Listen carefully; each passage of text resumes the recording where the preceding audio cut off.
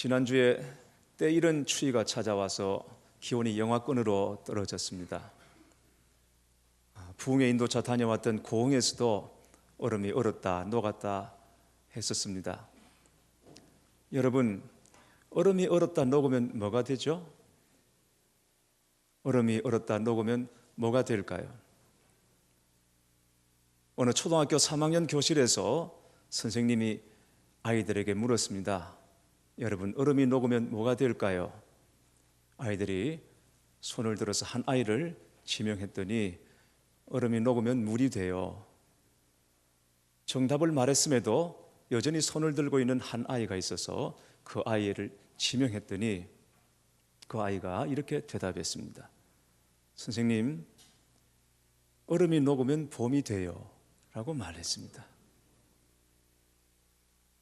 얼음이 녹으면 물이 된다는 것은 이성적이고 상식적인 답입니다. 그런데 생명의 눈으로 보면 답이 달라질 수 있습니다. 자연을 다스리시는 하나님의 관점에서 보면 얼음이 녹으면 봄이 되는 것입니다. 그것처럼 우리에게 믿음이 있고 그 믿음의 눈으로 모든 것을 볼 수 있다면 우리가 경험하는 슬픔이나 아픔이나 고통과 눈물까지도 하나님의 역사를 경험하게 하는 은혜의 전조가 될 수 있음을 믿으시기 바랍니다.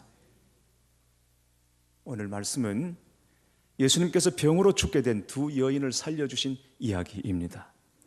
회당장 야이로의 딸과 혈루증 걸린 여인의 이야기입니다. 그런데 여기서도 이적과 치유의 관건은 역시 믿음이었습니다. 예수님께서 갈릴리 맞은편 그라사 지역에서 군대 귀신 들린 자를 고쳐주시고 난 다음에 다시 유대 땅 이전에 함께했던 무리에게로 돌아오셨습니다.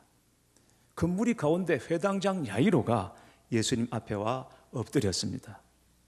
그에게 12살 난 외동딸이 있는데 당장 죽게 된 것입니다. 그는 죽어가는 딸을 살려달라고 예수님께 매달렸습니다. 회당장이라고 하면 회당 예배를 총괄하는 직책인데 유대 주류 사회에 속한 사람입니다. 그런 사람들은 대개 예수님과는 상극이죠. 가까이 하기에는 너무나 먼 사이였습니다. 그런데 이 사람이 자기의 신분을 던져버리고 예수님께 나온 것입니다. 사정이 이처럼 다급하다 보니까 나온 것이겠구나 할 수도 있겠지만 꼭 그런 것만은 아닙니다. 왜냐하면 살면서 급한 일 당한 사람이 이 사람밖에 없다고는 말할 수 없으니까. 살다 보면 여러 가지 다급한 일들을 많이 당하게 되죠. 그런데 사정이 아무리 다급해도 예수님께 나온 사람은 유대 관리 중에 이 사람밖에 없더라는 것입니다. 그에게 믿음이 있었던 것입니다. 딸이 당장 죽어가는 위급한 상황이지만 주님이 오셔서 손을 얹어 안수해 주시면 살 수 있다고 믿었던 것입니다. 예수님께서 이 사람의 믿음을 보시고 그의 집으로 가십니다. 제자들도 함께 따라갔습니다. 그런데 가시던 중에 예기치 않은 일을 만나게 됩니다. 난데없이 한 여자가 나타나 예수님의 행보에 끼어든 것입니다. 12해 동안이나 혈루증을 앓는 여인이었습니다. 혈루증을 구약에서는 유출병이라고 말을 하죠. 불규칙적으로 하혈을 하는 병입니다. 요즘에는 이것을 기능성 자궁출혈 혹은 기질적 자궁출혈이라고 한다고 하는데 당시에 이 병이 걸리면 육체적으로 고통받는 것은 물론이고 정신적으로도 엄청나게 고통을 받게 됩니다. 왜냐하면 율법은 이 병 자체를 부정한 것으로 간주하기 때문에 그렇습니다. 부정하다고 판정이 되면 아무리 가까운 사이라도 접촉할 수가 없습니다. 가족이라도 접촉할 수가 없습니다. 격리될 수밖에 없는 겁니다. 그러니까 혈루병이 걸렸다 하면 나병 환자나 똑같은 취급을 받는 거예요. 굉장히 불행한 거죠. 그렇다고 해서 딱히 치료의 방책이 있는 것도 아닙니다. 기껏해야 주술적이거나 마술적인 방법에 의지할 수밖에 없는 거죠. 그런 효험도 없는 거짓 치료로 인해서 이 여인은 고통을 더 심하게 받았고 재산 탕진했고 그리고 병은 더 악화되어 가고 있었습니다. 그 절망의 자리에서 주님의 소식을 듣게 된 것입니다. 그러나 자신의 처지가 그렇다 보니 차마 주님께 직접 나가서 만날 수는 없고, 혹시 부정한 자라고 누군가에 뛰면 돌에 맞을 수도 있는 것이고, 그리고 자신의 부정함이 예수님께 닿게 되면 예수님이 부정하게 되지 않을까, 이런 고민도 했을 것입니다. 그래서 선뜻 예수님께 나아가지를 못합니다. 그렇다고 먼 발치에서 주님을 쳐다보긴, 그러기에는 자신의 상태가 너무 절박했고 그리고 간절했기 때문에 인파를 헤집고 예수님께로 나아갑니다. 나아가서는 예수님의 손이나 몸을 만진 것이 아니라 예수님 뒤에서 살짝 예수님의 옷자락에 손을 대었습니다.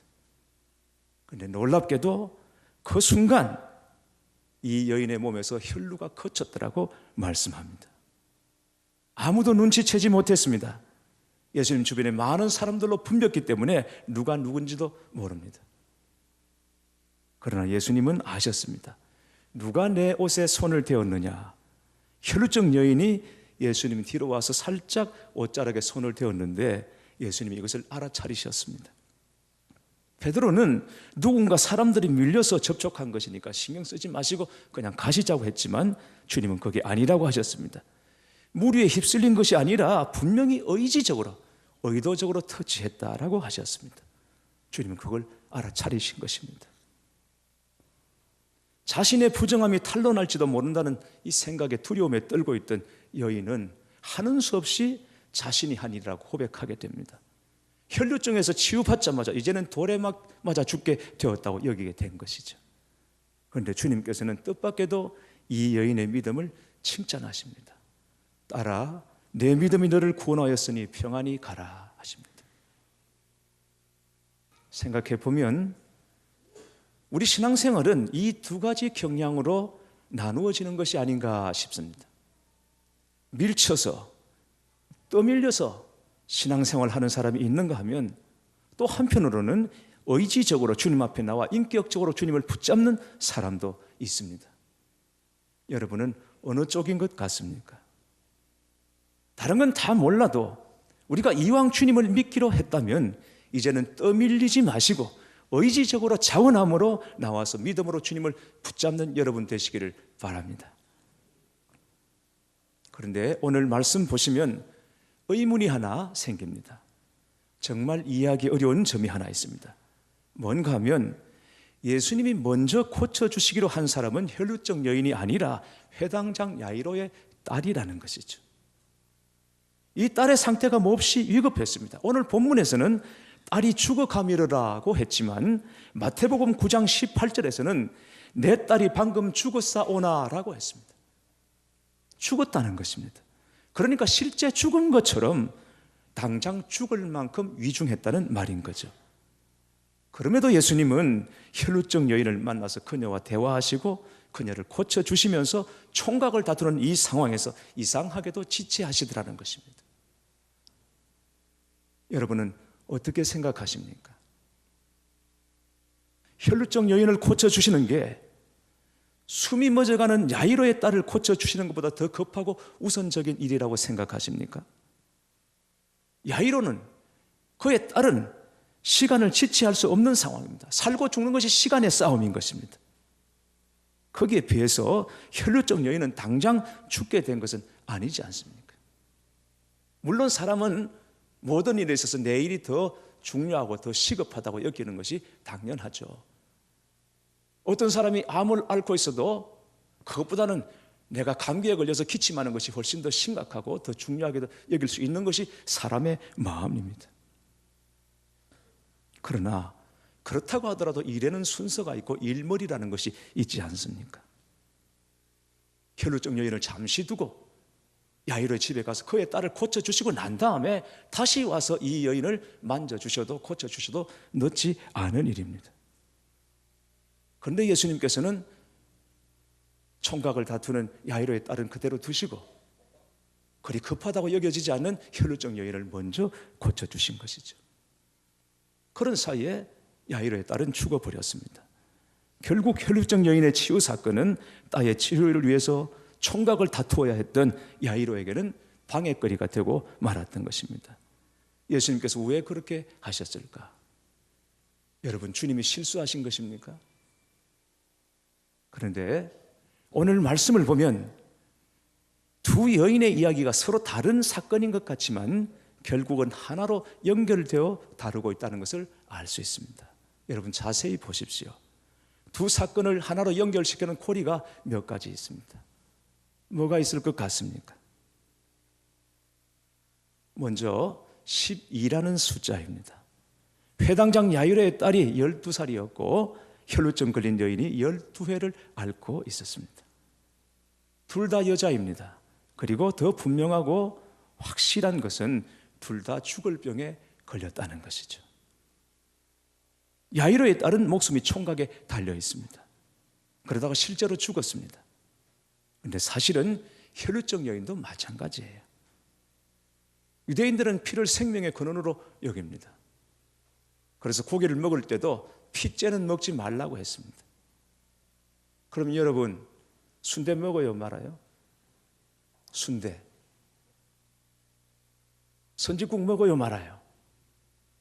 고기 먹을 때 피째는 먹지 말라고 했으니까 그거 다 돼지 피 소피거든요. 순대 먹어요 말아요? 선지국은 어떻게 하죠? 고민되세요? 알아서 하시기 바랍니다. 네. 드실 분들은 드시고 싫은 분들은 안 받는 분들은 안 드시는 거죠. 산이나 들에서 사냥을 해도 그 잡은 곳에서 피는 뿌리고 가져가라. 율법에 그렇게 명시하고 있습니다. 왜? 피는 곧 생명이기 때문인 거죠. 혈루증은 이 생명의 근원이 계속해서 몸에서 빠져나가는 병입니다. 그러니까 혈루증은 서서히 죽어가는 병인 것입니다. 그러니까 이렇든 저렇든 다 죽는 것입니다. 여러분 죽음이라는 것은 사람의 상황이나 지위를 가리지 않는 것이에요. 주님이 보실 때 야이로의 딸이나 혈루증 여인이나 다 같은 문제로 보셨고 다 같은 사람으로 주님은 보신 것입니다. 모두가 죽음이라는 문제에 직면해 있다는 것이죠. 그러나 죽음이라도 예수님 앞에서는 전혀 문제가 되지 않습니다. 당장 죽게 되었든 서서히 죽든지 주님 앞에서는 어떤 죽음도 문제가 되지 않는 것입니다. 왜 그렇습니까? 주님은 죽음을 이기시고 죽음의 문제를 해결하신 유일한 분이시기 때문입니다. 나를 믿는 자는 죽어도 살겠고 무릇 살아서 나를 믿는 자는 영원히 죽지 아니하리니 이것을 내가 믿느냐라고 하셨습니다. 주님은 영영 죽을 우리를 죄에서 구속하시고 우리에게 영원히 사는 길 영생을 약속하시고 허락하신 분이십니다. 그런데 우리가 살다 보면 죽는다는 것이 꼭 육신의 생명이 끊어지는 것만은 아니로구나 하는 것을 알게 됩니다. 육신의 생명이 죽어야 꼭 죽는 것이 아니라는 것을 우리는 살아가면서 이따금씩 경험하게 됩니다. 어떨 때 그것을 경험하게 됩니까? 살다 보면 꼭 죽을 것만 같은 상황을 우리가 만나기도 합니다. 이제 죽었다 라고 싶은 때도 만나게 되는 것입니다. 그리고 살다 보면 정말 죽고 싶은 마음이 들 때도 있습니다. 꼭 죽을 것 같은 상황. 우리 성도들 중에 그런 지금 상황에 직면해 있는 분들이 계실지도 몰라요. 이제 죽었구나 싶은 일을 만나기도 하고 그리고 정말 죽고 싶다 라는 생각을 가질 때도 있습니다. 그러니까 우리가 살아가면서 이 죽음이라는 것과 얼마나 많이 직면하고 이런 상황을 우리가 만나게 되는지 모르는 거죠. 그러나 주님은 그 어떤 죽음의 문제라도 거기서 우리를 살려주시고 우리를 구원해 주시고 고쳐주시고 회복시켜주는 분인 줄 믿으시기를 축원합니다. 예수님의 절친 중에 한 사람이 나사로입니다.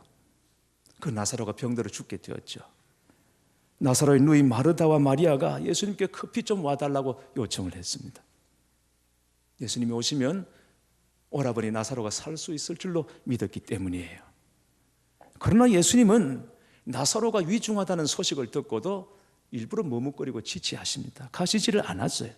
평소 같으면 일부러라도 그 집에 들르시는 그런 관계였습니다. 예수님이 지체하시는 동안 나사로는 죽었습니다. 그래도 마르다와 마리아는 희망을 버리지 않습니다. 죽었다 해도 주님이 오시면 다시 살려주실 줄 믿었기 때문이죠. 그 믿음이 그들에게 있었습니다. 하지만 주님이 오신 때는 그들의 믿음의 한계를 넘어버린 때였습니다. 왜냐하면 나사로가 죽은 지 나흘이 되었고 시체가 썩어서 이미 무덤에 장사하고 난 뒤였기 때문이었습니다. 이제는 정말 소망이 없습니다. 죽기 직전이라든지 혹은 죽고 바로 난 다음에 그때라도 오시면, 아직 그래도 육신이 그래도 부패하기 전에, 무덤 속에 들어가기 전에 그때라도 오시면, 주님이 오시면 기적적으로 살아날 수 있다는 믿음을 마르다와 마리아가 가진 거죠. 이것도 대단합니다. 그런데 이미 너무 늦어버렸습니다. 부패하기 시작했고 무덤 속에 들어갔으니까 어쩔 수 없게 된 것이죠. 그제서야 주님이 도착했습니다. 마르다가 원망합니다. 주께서 여기 계셨더라면, 아니 조금만 더 빨리 오셨더라면 내 오라비가 죽지 아니하였겠나이다. 그러나 예수님은 죽은 지 나흘이나 지나서 무덤에 갇힌 나사로를 무덤에서 불러내십니다. 그리고 풀어놓아 다니게 하라 하시는 것입니다. 예수님은 회당장 야이로의 애원에도 불구하고 서두르는 기색이 없으셨어요. 혈루증 걸린 여인과 대화하시고 지체하십니다. 그 와중에 딸이 죽었다는 소식을 듣게 됩니다.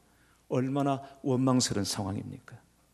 그러나 예수님은 두려워하지 말고 믿기만 하라고 말씀하십니다. 두려워하지 말고 믿기만 하라. 절망의 때라고 생각하는 그때가 바로 진짜 믿음이 필요한 때라고 말씀하시는 것입니다. 야이로의 딸이 죽은 것이 아니라 자는 것이라는 예수님의 말씀에 야이로 집 사람들이 비웃고 멸시했지만 그때 진짜 믿음이 필요한 때라고 주님은 말씀하시는 것입니다. 저희 집 쌍둥이가 공부에 대해서 굉장히 불이하다는 것을 여러분 대강 아실 것입니다. 그런데 이번에 둘 다 성적이 좀 올랐습니다. 기도해 주셔서 감사합니다. 여러분 놀라지 마세요. 한 놈은 수학을 반에서 1등을 했습니다.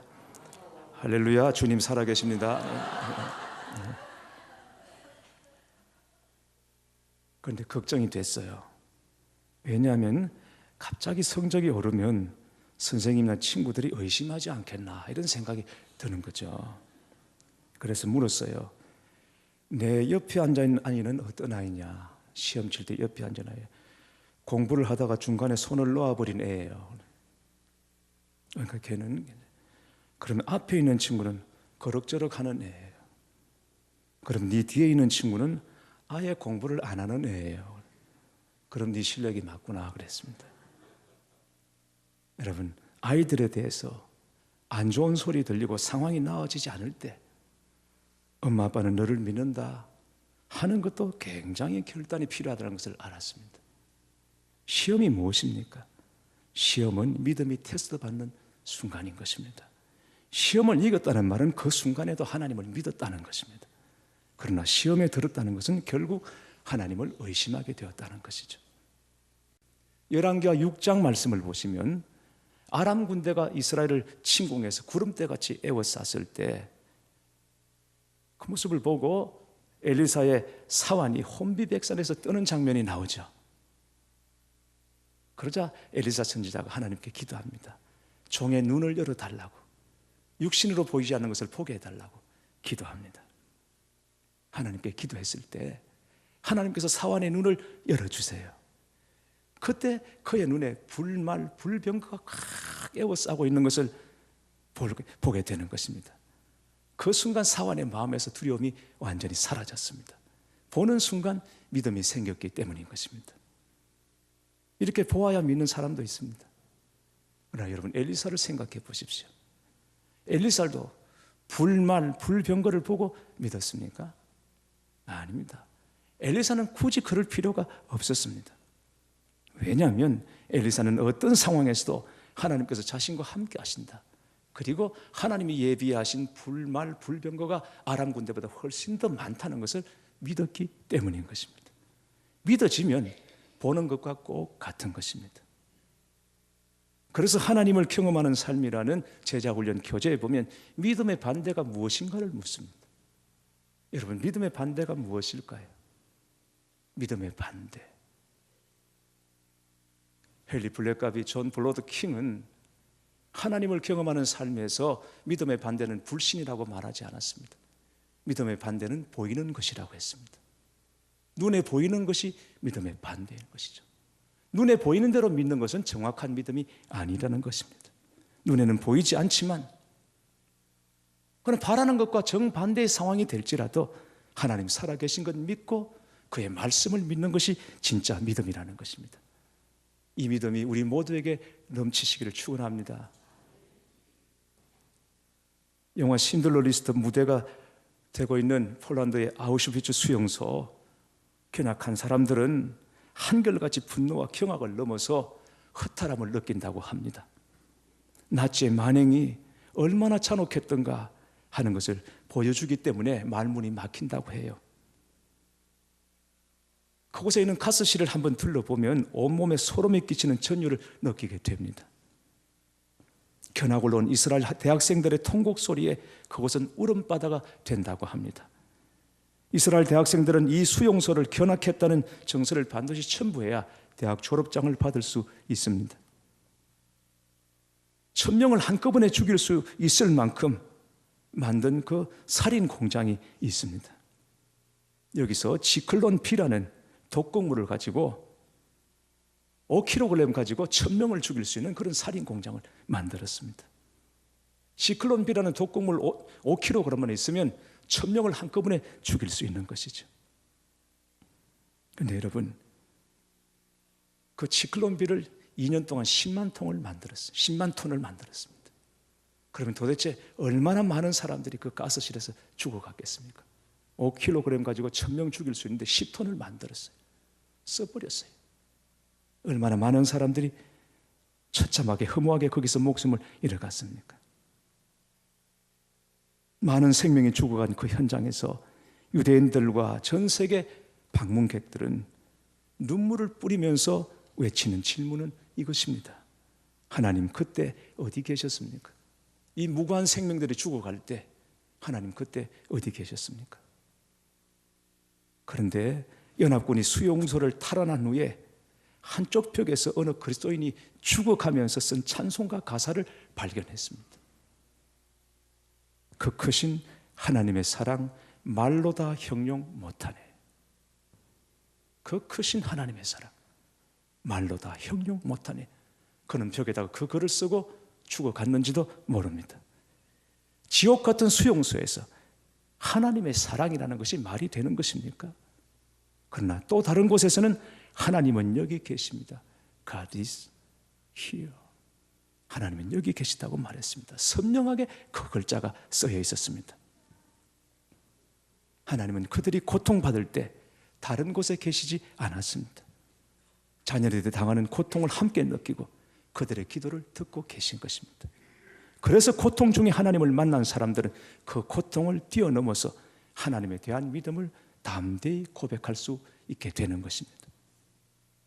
사랑하는 교회 여러분, 기억하십시오. 응답이 지체될 때는 반드시 그럴 만한 이유가 있다는 것입니다. 주님께 너무 늦은 때라는 결코 없는 것입니다. 내 한계를 주님의 한계로 여기지 마시기를 바랍니다.